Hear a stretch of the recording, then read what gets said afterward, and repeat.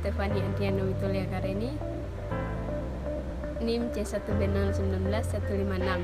Kami akan mempresentasikan tentang kebijakan moneter dalam Islam. Kebijakan moneter sendiri adalah kebijakan pemerintah untuk memperbaiki keadaan perekonomian melalui jumlah uang yang beredar. Krisis ekonomi dipicu oleh dua faktor utama, yaitu yang pertama, persoalan mata uang, di mana nilai mata uang suatu negara saat ini terikat oleh mata uang negara lain sehingga tidak pernah stabil nilainya.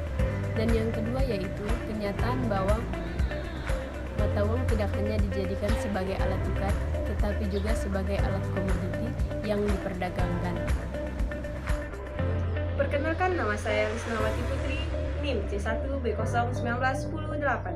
Di sini saya akan menjelaskan tentang kebijakan moneter dapat digolongkan menjadi dua. Yang pertama, kebijakan moneter ekspansi. Suatu kebijakan dalam rangka menambah jumlah uang yang beredar. Kebijakan ini dilakukan untuk mengatasi pengangguran dan meningkatkan daya beli masyarakat pada saat perekonomian mengalami depresi. Yang kedua, kebijakan moneter kontraktif. Suatu kebijakan dalam rangka mengurangi jumlah uang yang beredar. Kebijakan ini dilakukan pada saat perekonomian mengalami inflasi.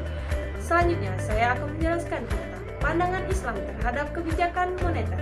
Menurut Abdul Qadir Zallu mengatakan bahwa sistem moneter atau keuangan adalah sekumpulan kaidah pengadaan dan pengaturan keuangan dalam satu negara.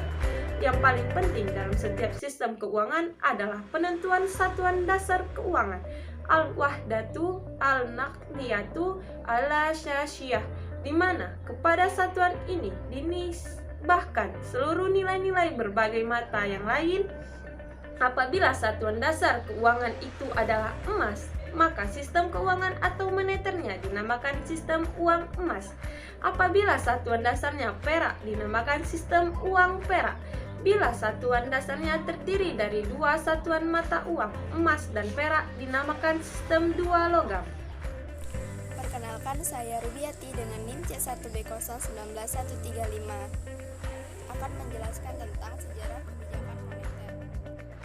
Sistem keuangan pada zaman Rasulullah digunakan bimetalik standar, yaitu emas dan perak atau dirham dan dinar, karena keduanya merupakan alat pembayaran yang sah dan beredar di masyarakat. Nilai tukar emas dan perak pada masa stabilitas nilai kurs pernah mengalami gangguan karena adanya disequilibrium antara supply dan demand.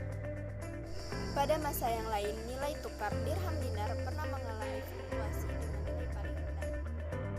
Instabilitas dalam nilai tukar ini akan mengakibatkan terjadinya bad coins out of circulation atau kualitas buruk akan menggantikan kualitas baik.